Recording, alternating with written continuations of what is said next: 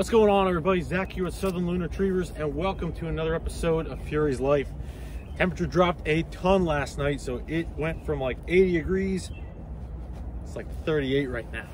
Anyway, what we're going to be covering today is we're going to be reinforcing what we talked about on the last episode. We're talking about walking fetch. Our pup had a couple issues, had a couple drops. Since then, we've been working in the house, just in like hallways or whatever, just practicing until we get to the next session, which is right now.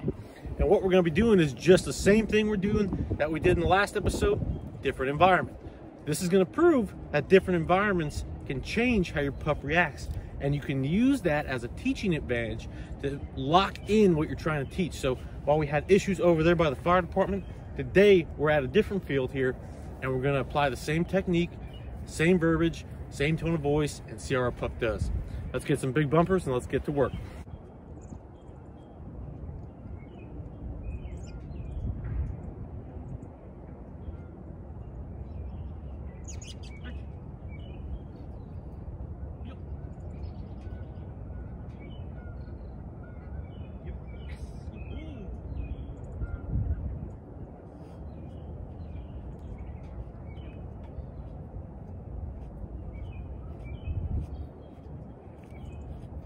Fetch.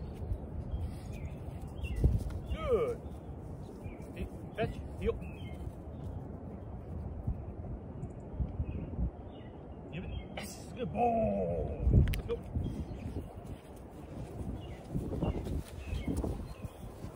Very cool.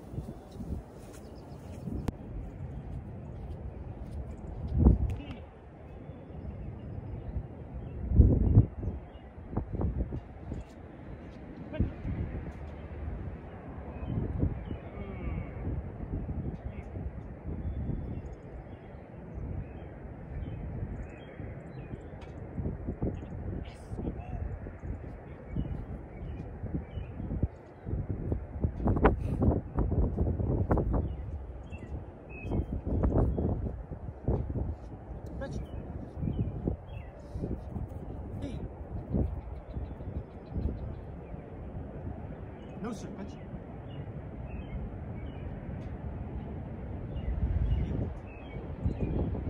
No, sir. Fetch.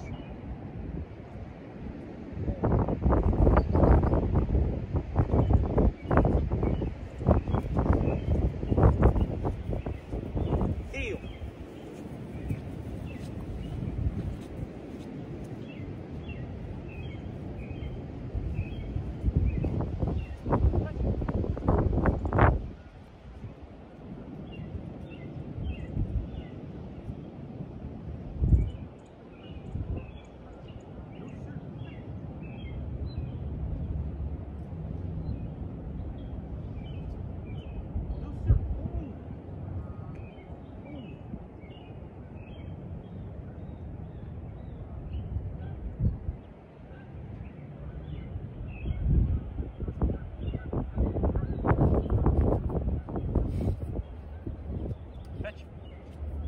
Fetch. Heel.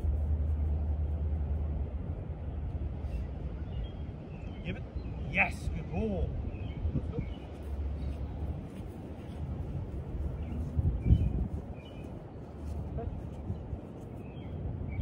Fetch. Heel.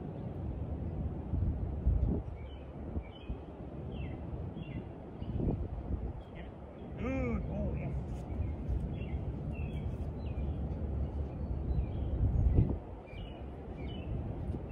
Fetch. Good. Heel. Give it. Yeah. Sit. All right, guys, so you guys can see our pup has drastically improved on our walking fetch. If you guys have to, go back, rewind, and take a look at this because I picked it up immediately.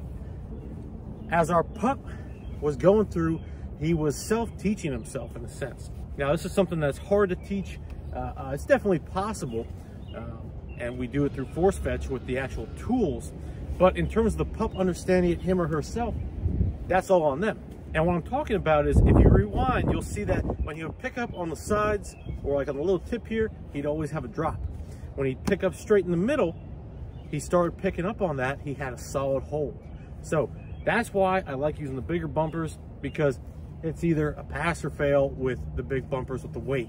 Small bumpers you can get away with just having like the cigar with the pup, but mainly you want to make sure that they get in the center there. So that's it for the session. It's a nice quick little recap, and I wanted to double check on what he has learned and made sure that he's understanding it.